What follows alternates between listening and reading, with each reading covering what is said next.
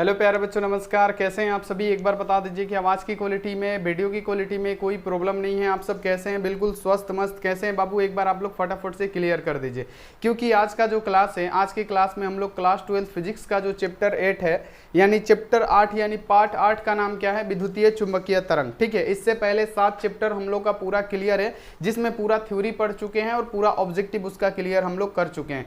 आज बारी आता है प्यारे बच्चों चैप्टर 8 का। तो आज हम लोग क्या करने वाले हैं, चैप्टर 8 में जितने भी मोस्ट इंपोर्टेंट सब्जेक्टिव क्वेश्चन है, प्रश्न उत्तर है, जितना भी थ्योरी है, उस सारे को हम लोग क्या करेंगे प्यारे बच्चों, आज क्लियर करेंगे। तो जितने भी सारे बच्चे हैं फटाफट से एक बार वीडियो को शेयर कर दीजिए और बता दीजिए कि सब चीज़ ठीक है, आवाज़ की क्वालिटी और वीडियो की क्वालिटी में कोई प्रॉब्लम नहीं है, सब चीज़ क्लियर दिख रहा है आपको। फटाफट से एक बार बता दीजिए। और आप सब कैसे हैं, साथ में ये भी आप लोग बता दीजिएगा। ठीक है, तो आज का जो क्लास होने वाला है बाबू, आज के क्लास में पता है ना कि हम लोग फिजिक्स पढ़ने वाले हैं। ठीक है, हम लोग फिजिक्स पढ़ने वाले हैं और फिजिक्स में जो चैप्टर 8 है विद्युतीय चुंबकीय तरंग, उसको हम लोग करने वाले हैं।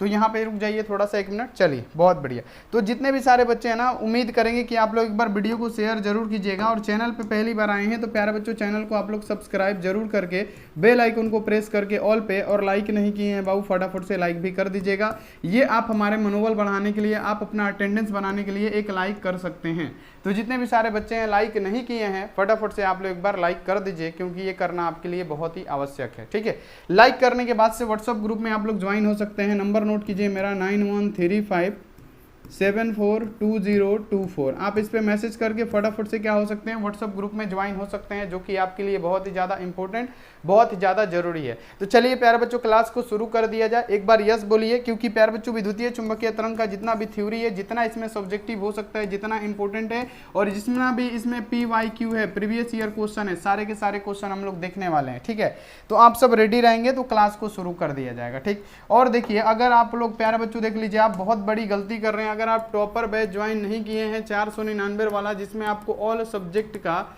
क्या मिलने वाला है, chapter wise objective plus subjective, और साथ में गेस प्रश्न मिलने वाला है। अगर आप ये नहीं लिए हैं तो प्यारे बच्चों हम बोलेंगे कि आप ले लीजिए, ये बहुत ज़्यादा इंपॉर्टेंट है। लेने के लिए एक नंबर आपको नोट करना होगा, जो कि हम यहाँ पे नंबर लिख देते हैं। देखिए, नंबर नोट कीजिए मेरा 62 99 24 89 35।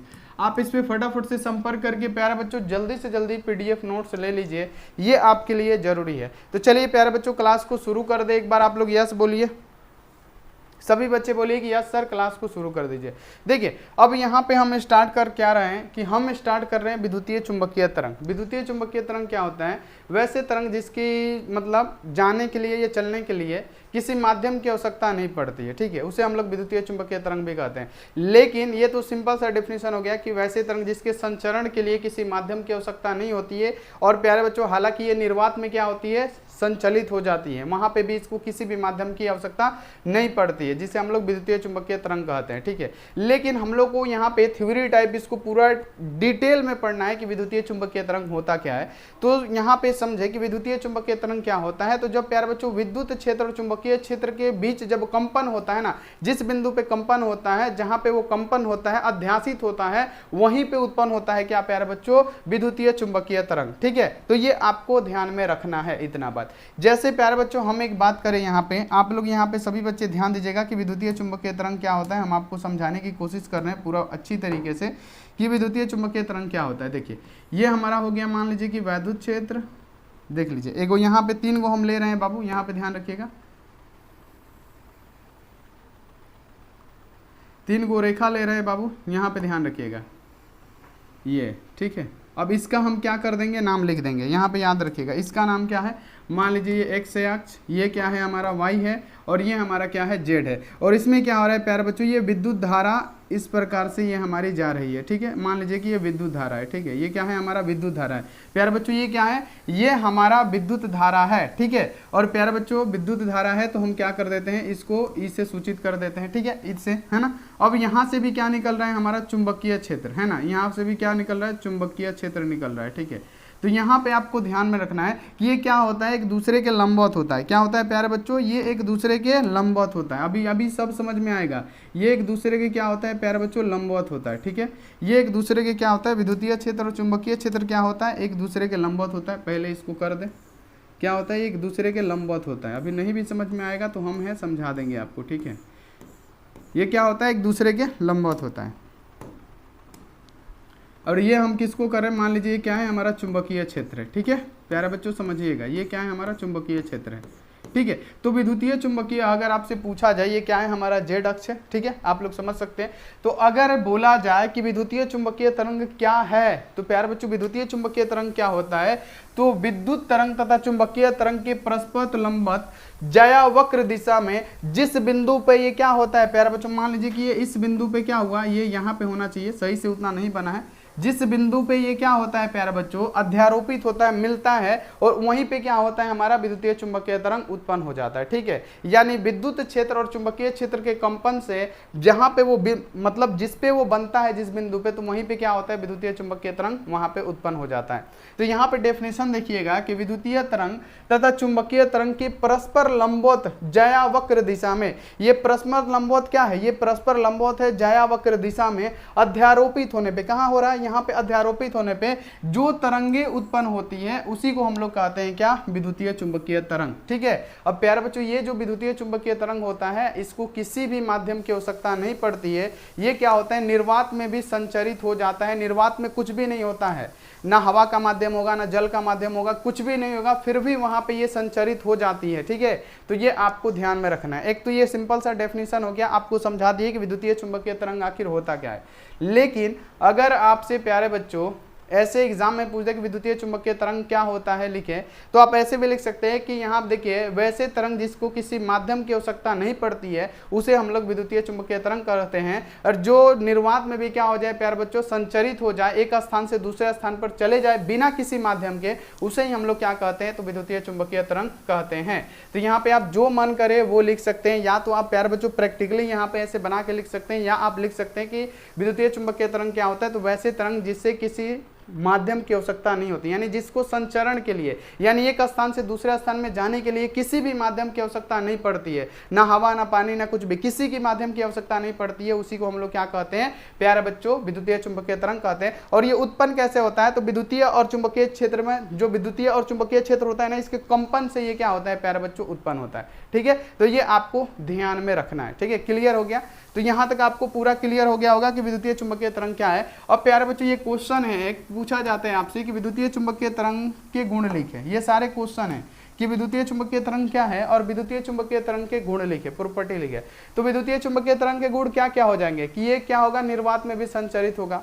फिर दूसरा लिख दीजिएगा कि इसमें किसी भी माध्यम की आवश्यकता नहीं पड़ती है। तो चलिए हम यहाँ पे इसके प्रॉपर्टी यानी गुण को बताते हैं कि विद्युतीय चुंबकीय तरंग को गमन करने के लिए किसी भी माध्यम की आवश्यकता नहीं पड़ती है, यानी ये जो तरंगे होती है ये बिना माध्यम के ही क्या करती है, गति करती है। ठीक है, एक स्थान से दूसरे स्थान तक। ठीक है, पहला हो गया। अब देखिए कि ये तरंगे किसी बाह्य विद्युत या चुंबकीय क्षेत्र से प्रभावित नहीं होती है, ये किसी बाह्य विद्युतीय क्षेत्र या बाह्य चुंबकीय क्षेत्र से प्रभावित नहीं होती है, क्योंकि ये दोनों के कंपन से ही ये क्या होती है, बनती है। तो ये तो आपको बता दिए कि दोनों के कंपन से ही बनती है, जहां पे ये अध्यासित होती है वहां पे जो तरंगे उत्पन्न होती है उसी को बोलते हैं क्या, विद्युतीय चुंबकीय तरंग। ठीक है, तो यहाँ पे आप लोग ये लिख दीजिएगा। तीसरा है कि विद्युतीय चुंबकीय तरंग निर्वात में भी गमन करती है, निर्वात में कुछ भी नहीं होता है, फिर भी वहां पे ये क्या होती है, संचरित होती है, यानी गमन करती है, एक स्थान से दूसरे स्थान पे जाएगी। ठीक है, तो यहाँ पे आपको ध्यान में रखना है। निर्वात में विद्युतीय चुंबकीय तरंग सभी आवृत्तियों के लिए समान होता है। जैसे प्यारे बच्चों 3 गुणे 10⁸ मीटर प्रति सेकंड, यानी प्रकाश के चाल से ये चलती है।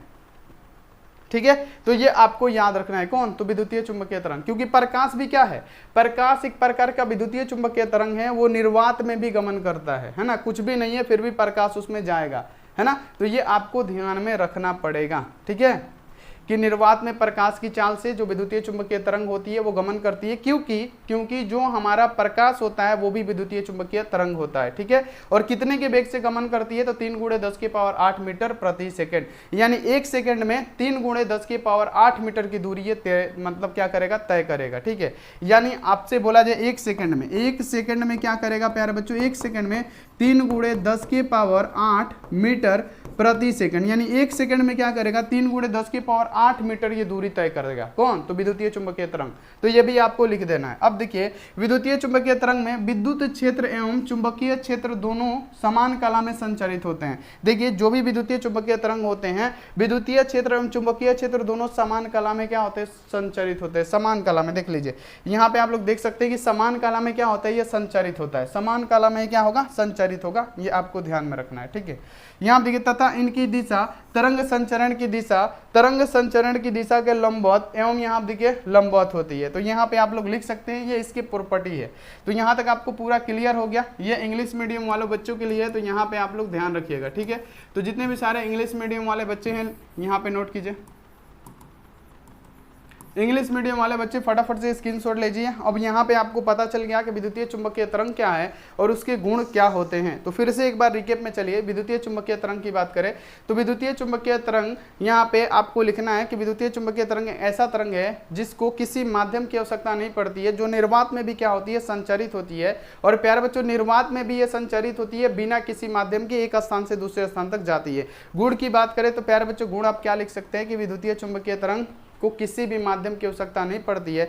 दूसरा लिखिएगा कि ये निर्वात में भी क्या होगी? संचरित होगी, एक स्थान से दूसरे स्थान तक जाएगी। और ये प्रकाश के चाल के बराबर प्यारे बच्चों क्या होती है? संचरित होती है। यानी इसकी संचरण की जो वेग होगा कितना होगा? 3 × 10⁸ मीटर पर सेकंड, यानी 1 सेकंड में 3 × 10⁸ मीटर पर सेकंड की दूरी ये तय करेगा, ठीक है। तो ये सब आपको लिख देना है जो कि हम आपको पढ़ा चुके हैं, ठीक है। क्लियर हो गया। अब चलिए आगे बढ़िए। अगला यहाँ पे पूछा जाता है विस्थापन धारा, जो कि बहुत इंपॉर्टेंट क्वेश्चन है कि विस्थापन धारा क्या है? विस्थापन धारा क्या है? चलिए विस्थापन धारा क्या है? तो मैक्सवेल ने प्यारे बच्चों मैक्सवेल ने क्या किया? विस्थापन धारा के बारे में एक प्रयोग किया था, वो हम आपको बताते हैं कि मैक्सवेल ने क्या किया। प्यारे बच्चों मैक्सवेल ने क्या किया कि एक प्यारे बच्चों यहाँ पे क्या लिया? समानांतर प्लेट, यहाँ पे समानांतर प्लेट ले लिया, ठीक है ना। समानांतर प्लेट ले लिया और प्यारे बच्चों उसने क्या किया? याद रखिएगा कि इसमें क्या किया प्यारे बच्चों कि ये जो आपको ध्यान में रखना है कि इसने क्या किया कि इसको एक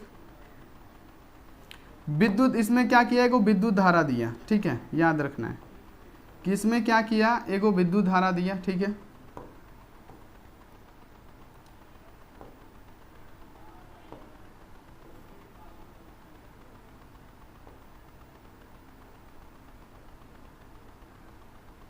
रुक जाइए, इसको थोड़ा सा सही से बना ले, ठीक है। चलिए इसको क्या किया? एगो विद्युत धारा की सहायता से जोड़ दिया, ठीक है।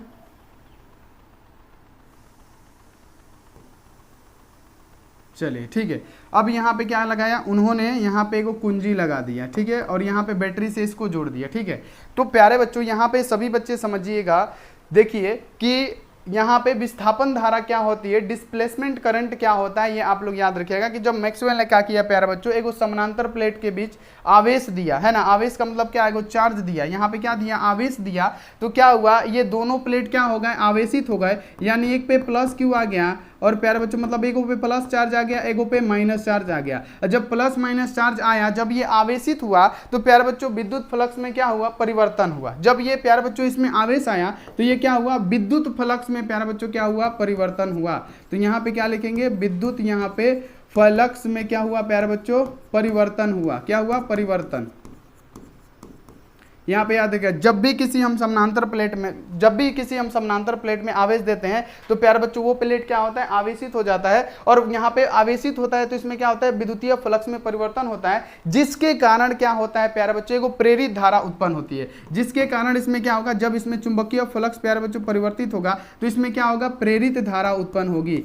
प्रेरित धारा उत्पन्न होगी। क्या होगी प्यारे बच्चों? प्रेरित धारा उत्पन्न होगी। और उसी धारा को, ये जो प्रेरित धारा उत्पन्न होगी, इसी धारा को क्या कहा जाता है प्यारे बच्चों? आपको ध्यान में रखना है कि इसी धारा को कहा जाता है क्या? तो विस्थापन धारा। और विस्थापन धारा को हम लोग किससे सूचित करते हैं? तो प्यारे बच्चों डिस्प्लेसमेंट, यानी डी से डिस्प्लेसमेंट, आई से धारा, यानी यहाँ पे डिस्प्लेसमेंट करंट यानी विस्थापन धारा, इसी को कहा जाता है। तो यहाँ तक आपको पूरा समझ में आ गया होगा कि विस्थापन धारा क्या है। नहीं भी समझ में आया होगा अभी जस्ट आ जाएगा। देखिए ना यहाँ पे क्या लिखा है कि मैक्सवेल के अनुसार जब दो समानांतर प्लेटों के बीच आवेश दिया जाता है यानी चार्ज दिया जाता है तो प्यारे बच्चों क्या होता है? विद्युत संख्या में क्या होता है? विद्युत की संख्या में क्या होता है? विद्युतीय फ्लक्स में परिवर्तन होता है। तो यहाँ देखिए इसके कारण एक धारा उत्पन्न होती है जिसके कारण एक प्रेरित धारा उत्पन्न होती है, जिसे ही हम लोग क्या कहते हैं, तो प्यारे बच्चों याद रखिएगा, विस्थापन धारा कहते हैं।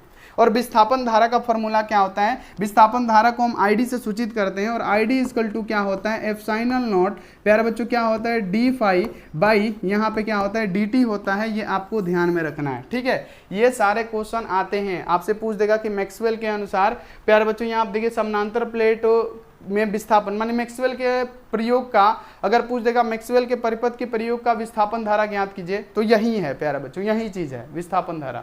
तो याद रख लेना है कि इसका डेफिनेशन क्या होता है कि मैक्सवेल के अनुसार जब दो समानांतर प्लेटों के बीच आवेश दिया जाता है, जब दो समानांतर प्लेटों के बीच आवेश दिया जाता है तो प्यारे बच्चों क्या होता है, इसमें विद्युतीय फ्लक्स में परिवर्तित होता है। ये क्या हो जाता है, जब भी आवेश देते हैं तो इनके बीच विद्युतीय फ्लक्स परिवर्तित हो जाता है, जिससे एक प्रेरित धारा उत्पन्न होता है, और उसी प्रेरित धारा को हम लोग क्या कहते हैं, तो विस्थापन धारा कहते हैं, जिसका नाम क्या है प्यारे बच्चों, यहाँ पे आईडी से सूचित किया जाता है विस्थापन धारा को। और आईडी इक्वल टू क्या होता है, epsilon naught d phi by d t, है ना। क्लियर हो गया आपको, बताइए क्लियर हो गया। तो चलिए प्यारे बच्चों, अब यहाँ पे बारी आता है कि अगर आपसे पूछ देगा कि विस्थापन धारा का जो फॉर्मूला होता है, पहले तो ये नोट कीजिए आप लोग, इंपॉर्टेंट है, जितने भी इंग्लिश मीडियम वाले बच्चे हैं नोट कर लीजिए। अब देखिए,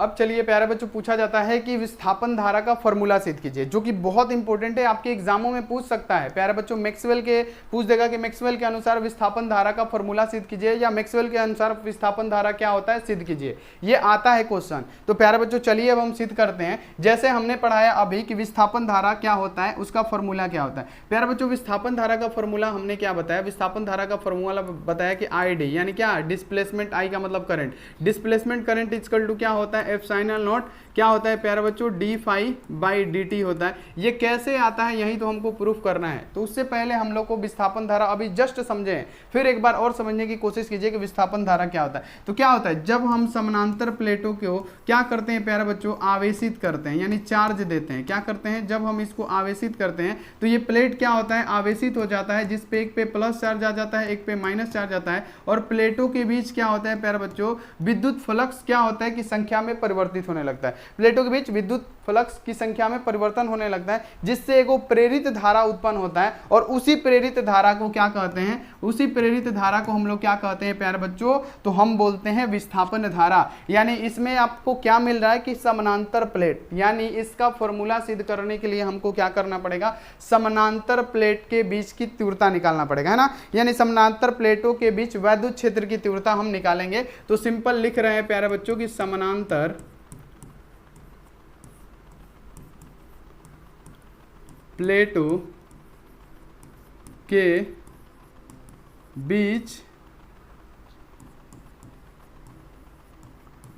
विद्युत तीव्रता, ठीक है, ये लिखेंगे समानांतर प्लेटों के बीच विद्युत तीव्रता। तो प्यारे बच्चों समानांतर प्लेटों के बीच विद्युत तीव्रता क्या होती है, तो विद्युत तीव्रता को हम लोग सूचित करते हैं ई से। ई इक्वल टू क्या होता है, सिग्मा बटा एप्सिलॉन नॉट होता है। ये तो आप लोग जानते होंगे, ये तो इतना आपको पता होगा कि अगर आपसे बोला जाए कि समानांतर प्लेटों के बीच विद्युत क्षेत्र की तीव्रता क्या होगी, है ना, विद्युत क्षेत्र की, यहाँ पे क्षेत्र लिख दीजिए, विद्युत क्षेत्र की तीव्रता। यानी अगर आपसे पूछा जाए कि समानांतर प्लेटों के बीच विद्युत क्षेत्र की तीव्रता क्या होती है, तो ये होती है इक्वल टू सिग्मा बटा यहाँ पे एप्सिलॉन नॉट। प्यारे बच्चों आपने पढ़ा होगा, एक बात आपने पढ़ा होगा कि आवेश इक्वल टू क्या होता है, तो प्यारे बच्चों धारा घनत्व इनटू क्या हो जाएगा प्यारे बच्चों, हमारा एरिया होता है। ये तो आप लोग पढ़े होंगे, ठीक है। अब हमको सिग्मा का मान निकालना है, तो सिग्मा इक्वल टू क्या हो जाएगा, क्यू बटा में ये ए हो जाएगा ना। जब हम सिग्मा का नाम यहाँ पे निकालेंगे तो क्यू इधर है, ये गुणा में है तो आ जाएगा नीचे, यानी सिग्मा इक्वल टू क्या निकल गया हमारा, क्यू इंटू ए निकल गया। यानी इस सिग्मा की जगह पे हम क्या लिखेंगे, क्यू बटा ए लिखेंगे, है ना, आवेश बटा क्षेत्रफल। तो यहाँ पे ये क्या हो जाएगा, ई है तो ई इक्वल टू क्या हो जाएगा, यहाँ पे सिग्मा की जगह पे क्या हो जाएगा प्यारे बच्चों, क्यू बटा में ए है तो ए, और नीचे एप्सिलॉन नॉट है तो एप्सिलॉन नॉट लिख देंगे, ठीक है। इतना क्लियर हो गया आपको, एक बार बता दीजिए इतना क्लियर हो गया कि नहीं हो गया। चलिए अब प्यारे बच्चों यहाँ से अगर हम क्यू की मान निकालें, यहाँ से अब क्या करते हैं, कैंची गुणा करते हैं, क्यू का मान निकालते हैं। क्या करते हैं, यहाँ से हम क्यू का वैल्यू निकालते हैं। तो जब हम यहाँ से क्यू का वैल्यू निकालेंगे तो क्यू इक्वल टू क्या हो जाएगा, यहाँ पे ई, और यहाँ पे क्या होगा ए, और यहाँ पे क्या हो जाएगा ई ए, और यहाँ पे क्या होगा प्यारे बच्चों एप्सिलॉन नॉट हो जाएगा, ठीक है। इतना आपको क्लियर हो गया, ठीक है। यहाँ पे क्या निकल गया प्यारे बच्चों, यहाँ पे ध्यान रखिएगा, यहाँ पे हम किसका मान निकालेंगे, अगर Q का मान निकालते हैं तो Q में इधर से गुणा करेंगे 1 और यहाँ पे ये इतना आ जाएगा। ठीक है, तो यहाँ पे प्यारे बच्चों आपने फिर एक फॉर्मूला पढ़ा होगा, यहाँ पे याद रखिएगा कि आपने फिर एक फॉर्मूला पढ़ा होगा। वो फॉर्मूला क्या है कि यहाँ पे आपने फॉर्मूला पढ़ा होगा प्यारे बच्चों कि फाई इक्वल टू क्या होता है, फाई इक्वल टू क्या होता है, ई ए कॉस थीटा। यहाँ पे ई ए क्या होता है, कॉस थीटा होता है ना। फाई इक्वल टू क्या होता है, ई ए कोस थीटा होता है। आप लोगों ने जाना होगा विद्युत फ्लक्स है ना, इसके बारे में कि फाई इक्वल टू क्या होता है, ई ए कोस थीटा होता है। इसमें कोस थीटा यानी दो समानांतर प्लेट, यहाँ पे क्या है, दो समानांतर प्लेट है, तो कोस थीटा का मान क्या हो जाएगा, 0 हो जाएगा। तो यहाँ पे क्या लिखेंगे, फाई इक्वल टू क्या लिखेंगे, ई और यहाँ पे ए, और प्यारे बच्चों कोस थीटा का मान मतलब 0, यानी कोस थीटा का वैल्यू यहाँ पे क्या हो जाएगा 0, यानी कोस थीटा यानी कोस 0 डिग्री का मान क्या होगा, तो आप बोलेंगे कोस 0 डिग्री का मान होता है 1, यानी इसमें गुणा कीजिएगा तो ये क्या आ जाएगा, इतना ही आएगा, यानी फाई इक्वल टू क्या, ये हो जाएगा। तो हम क्या करेंगे प्यारे बच्चों, Q है तो यहाँ पे Q देंगे, ठीक है, बराबर है तो बराबर देंगे। अब प्यारे बच्चों हम क्या लिख सकते हैं, ई ए के बदले हम फाई ई लिख सकते हैं, तो ई ए की जगह पे हम क्या लिखेंगे, फाई ई। और प्यारे बच्चों यहाँ पे क्या है, एप्सिलॉन नॉट है, तो यहाँ पे हम एप्सिलॉन नॉट कर देते हैं। ठीक है, क्लियर हो गया, नहीं समझ में आ रहा है तो फिर से समझिए। हम निकालने के लिए क्या करेंगे, सबसे पहले आप लोग ध्यान रखिएगा कि समानांतर प्लेटों के बीच वैद्युत क्षेत्र की तीव्रता निकालेंगे, जिसमें इसका फॉर्मूला क्या होता है, इक्वल टू सिग्मा बटा एप्सिलॉन नॉट, जिसमें आपको पता है कि आवेश इक्वल टू क्या होता है, धारा घनत्व इनटू एरिया होता है। ठीक है, अब प्यारे बच्चों हम सिग्मा का मान निकालना चाहें तो सिग्मा इक्वल टू क्या हो जाएगा, Q बटा ए हो जाएगा। ठीक है, अब हम क्या करेंगे, सिग्मा की जगह पे Q बटा ए रखेंगे, तो सिग्मा की जगह पे Q बटा ए रख दिए, नीचे एप्सिलॉन नॉट है तो वैसे ही रहेगा। अब क्या करेंगे, इसको क्रॉस मल्टीप्लाई करेंगे ऐसे। ठीक है, Q में 1 से गुणा किए Q, और फिर प्यारे बच्चों ई ए एप्सिलॉन नॉट में गुणा करेंगे तो ई ए एप्सिलॉन नॉट आ गया। ठीक है, अब जैसे आपको पता है कि फाई ई इक्वल टू क्या होता है, ई ए कॉस थीटा होता है, और कॉस थीटा का मान समानांतर प्लेट है तो कॉस थीटा का मान 0 हो जाएगा। तो कॉस 0 डिग्री का मान क्या होता है, 1 होता है, यानी ई ए में 1 से गुणा कीजिएगा तो आपका ई ए ही प्राप्त होगा। तो हम क्या ई ए की जगह पे हम फाई ई लिख सकते हैं, तो हम ई ए की जगह पे क्या कर दिए हैं, फाई ई एप्सिलॉन नॉट लिख दिए हैं। देखिए ऐसे लिखें, Q है तो प्यारे बच्चों Q, देखिए ध्यान से रखिए, देखिए Q है तो Q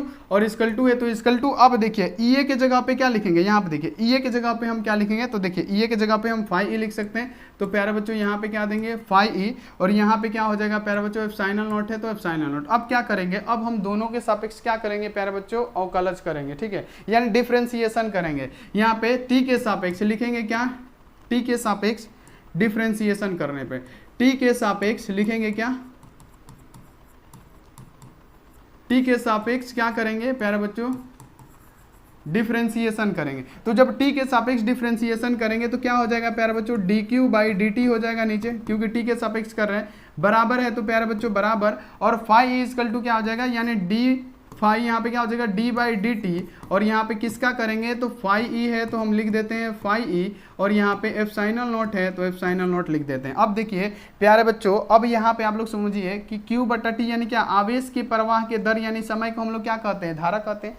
आवेश के प्रवाह के दर को क्या कहते हैं, धारा कहते हैं। तो इसमें किस धारा का बात किया जा रहा है, विस्थापन धारा का, तो हम लिख देंगे क्या, ID यानी विस्थापन धारा, डिस्प्लेसमेंट करंट। ठीक है, ठीक है, इक्वल टू है तो इक्वल टू। अब देखिए प्यारे बच्चों, इसमें जो कांस्टेंट होता है डिफरेंशिएशन में पहले आ जाता है, तो यहाँ पे क्या होगा, एप्सिलॉन नॉट बाहर आ गया, और प्यारे बच्चों यहाँ पे क्या बचेगा, इसमें जब इसको गुणा करेंगे तो क्या हो जाएगा, डी फाई हो जाएगा, और बटा में डी टी है तो डी टी है। तो देखिए यही ना हमको सिद्ध करना था, देखिए सिद्ध हो गया, देखिए सिद्ध हो गया बाबू, एक बार बताइए, आई डी इक्वल टू क्या सिद्ध हो गया, epsilon naught d phi by d t. तो ये डिस्प्लेसमेंट धारा को सिद्ध हमने कर दिया है। ठीक है, तो आपको पूरा समझ में आ गया होगा, नहीं समझ में आ गया होगा तो फिर से समझाते हैं कि इसको सिद्ध करने के लिए समानांतर प्लेटों के बीच वैद्युत क्षेत्र की तीव्रता निकालेंगे। निकालने के लिए ए इक्वल टू क्या होता है, आपको पता होना चाहिए, सिग्मा बटा एप्सिलॉन नॉट होता है। तो यहाँ पे हम क्या करेंगे, आपको एक फॉर्मूला पता होना चाहिए कि Q इक्वल टू क्या होता है, यहाँ पे सिग्मा इंटू ए यानी आवेश घनत्व इंटू एरिया होता है, जिसमें सिग्मा इक्वल टू, सिग्मा का मान हम निकालेंगे तो सिग्मा इक्वल टू क्या हो जाएगा, Q इधर से है लेकिन ये ए गुणा कर रहा है तो भाग में आ जाएगा। ठीक है,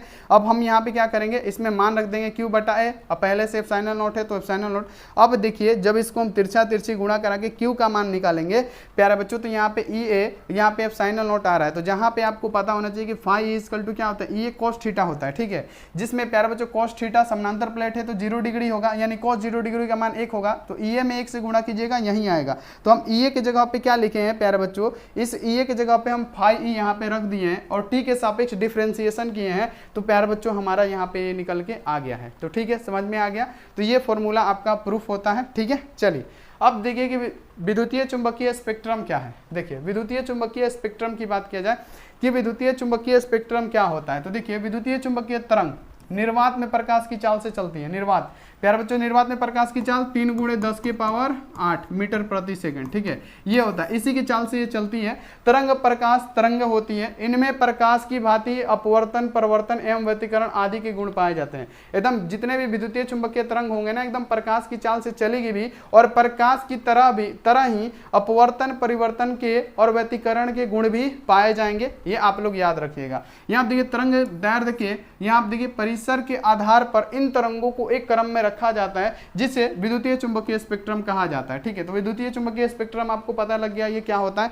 अब देखिए ये कितने प्रकार के होते हैं। पहला होता है रेडियो तरंग, जो कि पूछा जाता है बहुत बढ़िया कि रेडियो तरंग की आवृत्ति प्यारे बच्चों सबसे ज्यादा होती है रेडियो तरंग की आवृत्ति, है ना। अगर आपसे पूछा जाए कि रेडियो तरंग की आवृत्ति कितनी होती है, तो आवृत्ति होती है रेडियो तरंग की आवृत्ति 3 × 10⁹ से 3 × 10⁴ हर्ट्ज तक होती है, जिसका आविष्कार किसने किया था, मार्कोनी ने किया था। ये सारे ऑब्जेक्टिव के लिए है, इसलिए हम यहाँ पे नोट डाउन आपको करवा दे रहे हैं ताकि एग्जाम में आएगा तो आप छोड़िएगा मत। चलिए गुण इसमें क्या है कि ये परावर्तित होती है, अपवर्तित होती है, दोनों गुण इसमें पाया जाता है। उपयोग इसके क्या है, वीडियो एवं टीवी के संचरण प्रणालियों में इसका उपयोग किया जाता है। तो यहाँ पे आपको याद पता चल गया कि रेडियो तरंग की खोज किसने की प्यारे बच्चों, किसने, मार्कोनी ने। प्यारे बच्चों रेडियो तरंग की आवृत्ति 3 × 10⁹ से 3 × 10⁴ के बीच होती है, यानी इतना हर्ट्ज होता है। ठीक है, क्लियर हो गया। अब यहाँ आप देखिए इसका गुण क्या है कि ये परिवर्तित भी होगी, अपवर्तित भी होगा। कौन, तो रेडियो तरंग। क्लियर हो गया। चलिए अगला तरंग देखिए माइक्रो तरंग।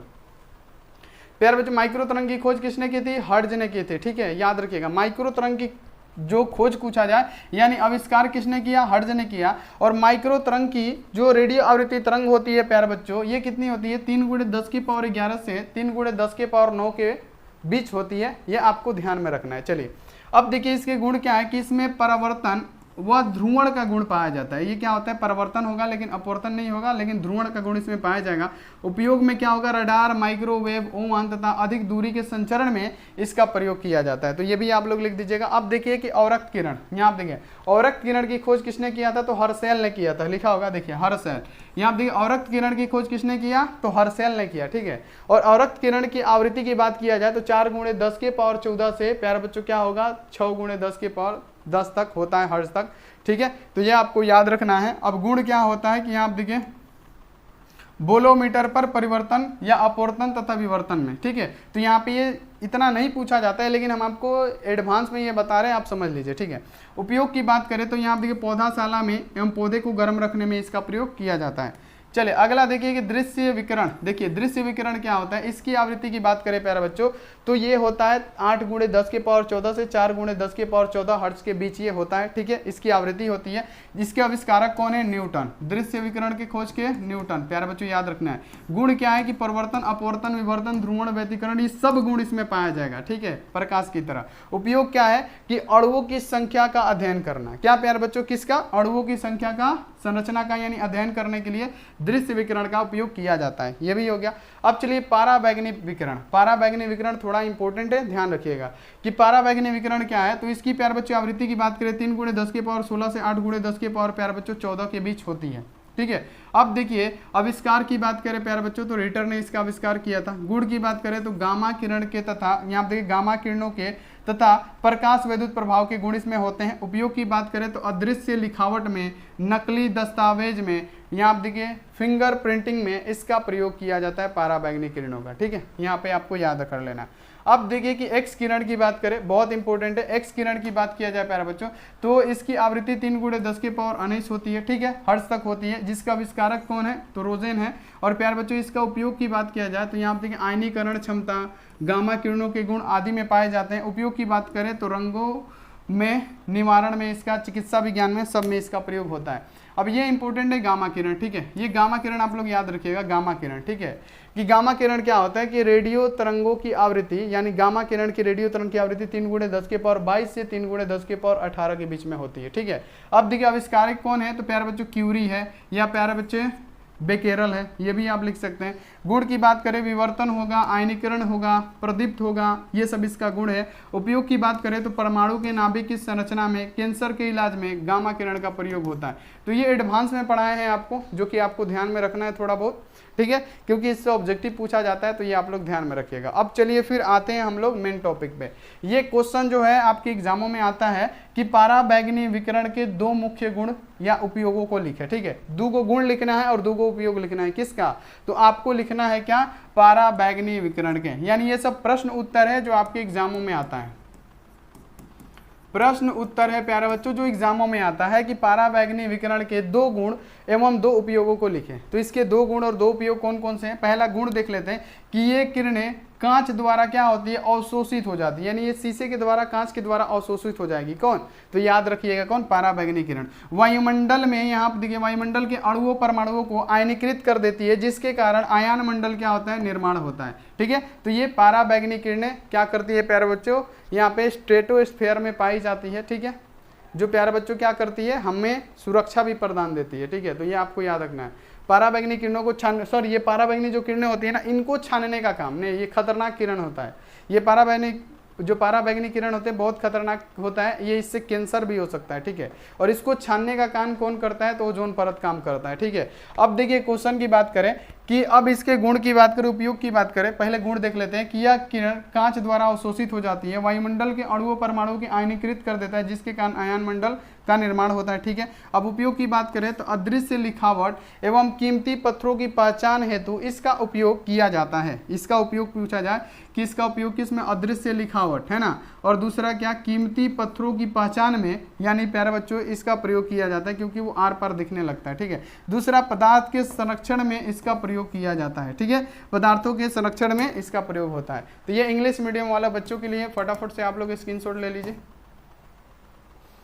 अब चलिए आगे बढ़ते हैं कि ओजोन परत का महत्व बताइए। ओजोन परत क्या है, इसके महत्व को बताइए, ठीक है। ओजोन परत कहाँ पे पाया जाता है? अगर आपसे पूछेगा कि ओजोन परत कहाँ पे पाया जाता है, तो ये स्ट्रेटोस्फीयर पे पाया जाता है। और ओजोन परत अगर आपसे पूछा जाए क्या करता है, तो ये पाराबैंगनी किरणों को छानने का काम करता है, यानी हानिकारक जितने होते हैं उनको छानने का काम करता है, जिससे त्वचा कैंसर उनसर होता है, पाराबैंगनी किरणों से ही होता है, उसको ये छानने का काम करता है, यानी वो बचाता है पाराबैंगनी किरणों से हमको। कि कौन? तो यहाँ पे याद रखना है कि ओजोन परत। तो ठीक है, अगर आपसे पूछा जाए कि ओजोन परत का महत्व बताइए, तो ओजोन परत सूर्य से आने वाली पाराबैंगनी किरणों को अवशोषित कर लेता है, ठीक है, अवशोषित कर लेता है, ठीक है। इनमें आप देखिए विकिरण पृथ्वी पर रहने वाले प्राणी के शरीर में प्रविष्ट नहीं कर पाते हैं। इसका प्यारे बच्चों जीवन क्या रहता है? इससे जीवन हमारी सुरक्षित रहती है। बात तो वही है ना कि अगर पूछा जाए कि ओजोन परत का महत्व बताइए, तो ओजोन परत क्या है? ओजोन परत हमारे स्ट्रेटोस्फीयर पे पाया जाता है, ऐसे लिखिएगा। अगर पूछेगा तो आपको ऐसे लिखना है कि ओजोन परत स्ट्रेटोस्फीयर पे पाया जाता है। ओजोन परत पाराबैंगनी किरणों को छानने का काम करता है, जिससे हमारे जो पृथ्वी पे जितने जीव जंतु रहते हैं उनको प्यारे बच्चों सुरक्षा प्रदान होता है। किसके द्वारा? तो ओजोन परत के द्वारा। तो ये आप लोग लिख सकते हैं, मोस्ट इंपॉर्टेंट है। चलिए अगला देख लीजिए कि विद्युतीय चुंबकीय तरंग क्या है, जो कि देख सकते हैं कि 2020-2022 में आया हुआ क्वेश्चन है कि विद्युतीय चुंबकीय तरंग क्या है। तो प्यारे बच्चों विद्युतीय चुंबकीय तरंग क्या है? विद्युतीय चुंबकीय तरंग एक प्रकार का तरंग होता है जिसको किसी माध्यम की आवश्यकता नहीं पड़ती है, वो निर्वात में भी क्या होती है? संचरित होती है, यानी निर्वात में भी एक स्थान से दूसरे स्थान तक जाती है और ये प्रकाश की चाल से गमन करती है, ठीक है। ये प्रकाश की चाल की भांति ये क्या करती है प्यारे बच्चों? गमन करती है, यानी 3 × 10⁸ मीटर पर सेकेंड के हिसाब से ये निर्वात में भी गति करती है। तो यही होता है हमारा विद्युतीय चुंबकीय तरंग। तो ये आप लिख सकते हैं। देखिए यहाँ आप देखिए वे तरंग है जिनको संचरित होने के लिए, यानी एक स्थान से दूसरे स्थान तक जाने के लिए किसी भी ना हवा ना पानी ना कुछ भी किसी भी माध्यम की आवश्यकता नहीं पड़ती है, वही क्या होती है? विद्युतीय चुंबकीय तरंग होती है। अर्थात विद्युतीय चुंबकीय तरंग निर्वात में क्या होती है? संचरित होती है, जहां पे कुछ भी नहीं है वहां पे भी ये क्या होगी? गति करेगी, क्योंकि इन तरंगों को संचरण के लिए किसी माध्यम की आवश्यकता नहीं होती है। इसलिए अंतरिक्ष संचार में, अर्थात यहाँ आप देखिए यहाँ पे अर्थात क्या लिखा है? वार्ता के लिए इन्हें तरंगों का उपयोग किया जाता है, यानी बात करने के लिए, संचार मतलब अंतरिक्ष संचार में वार्तालाप करने के लिए इसका प्रयोग किया जाता है, क्योंकि इसको किसी माध्यम की आवश्यकता नहीं पड़ती है, ये निर्वात में भी गमन करती है, ठीक है। क्लियर हो गया? 2020 और 22 का क्वेश्चन है। चलिए विद्युतीय देखिए क्वेश्चन है कि विद्युतीय चुंबकीय तरंग के 2 गुण बताइए। 2019 का क्वेश्चन है। पूछा गया है क्या कि विद्युतीय चुंबकीय तरंग के 2 गुण कौन कौन से हैं? विद्युतीय चुंबकीय तरंग, तो विद्युतीय चुंबकीय तरंग प्रकृति में क्या है? अनुप्रस्थ है। वे निर्वात में क्या होती है, निर्वात के माध्यम से यात्रा करती है, यानी ये निर्वात में भी गमन कर सकती है। अब आप और भी लिख सकते हैं कि विद्युतीय चुंबकीय तरंग को किसी माध्यम की आवश्यकता नहीं पड़ती है। अब आप इसमें और ऐड कर सकते हैं कि विद्युतीय चुंबकीय तरंग प्रकाश की चाल से गमन करती है। विद्युतीय चुंबकीय तरंग का उपयोग वार्तालाप के लिए अंतरिक्षों में किया जाता है। ठीक है, तो ये सारी चीजें होती हैं, तो आप जितना मर्जी उतना लिख सकते हैं। ये आता है प्रश्न, देख सकते हैं, ये PYQ है। अब देखिए कि एक्स किरणों के किन्हीं दो गुणों को लिखे, 2016 का क्वेश्चन है, सारा इसी चैप्टर का है, तो एक एक पॉइंट को आप लोग नोट कीजिए। ठीक है, क्वेश्चन आपके सामने है कि एक्स किरणों के किन्हीं दो गुणों को लिखें। तो एक्स किरण के किन्हीं दो गुण क्या है, तो एक्स किरण यांत्रिक तरंग होती है। एक्स जो किरण होती है यांत्रिक, यानी हाथों के द्वारा बनाई हुई होती है, अपने से भी ये बन जाता है। एक्स किरण विद्युतीय चुंबकीय तरंग भी होती है, तो ये दो आप लिख दीजिएगा, मोस्ट इंपोर्टेंट है। अब देखिए लेजर किरणों के दो प्रमुख विशेषता लिखे। देखिए 2011, 13 और 15 लगातार कितना बार पूछा गया क्वेश्चन है बिहार बोर्ड में कि लेजर किरणों के दो प्रमुख विशेषताएं लिखे। सबसे पहले लेजर में उच्च चमक होती है। ठीक है, लेजर स्टील प्लेट को छेद सकती है, ये भी आप लिख सकते हैं। लेजर प्यारे बच्चों क्या होती है, आपको याद रखने की लेजर किरण तीक्ष्ण तथा एक दैशिक होती है, एक एकल तरंग दैर्ध्य के ये होते हैं। लेजर किरणें एकल तरंग दैर्ध्य की होती हैं, ये स्टील प्लेट को छेद सकती है, इसमें काफी उच्च चमक पाई जाती है। ये काफी आप सब इसे लिख सकते हैं, इसमें दो ही पूछा है। तो लेजर किरणें तीक्ष्ण तथा क्या होती है, दैशिक होती है, या स्टील प्लेट को छेद सकती है, इसमें बहुत ज्यादा चमक पाया जाता है। ठीक है, तो ये सब आप लोग याद रखिएगा। ये एकल तरंग दैर्ध्य की होती है, ये भी आप लिख सकते हैं। तो ये प्यारे बच्चों हुआ हमारा क्लास समाप्त, क्योंकि इस चैप्टर में इतना ही था।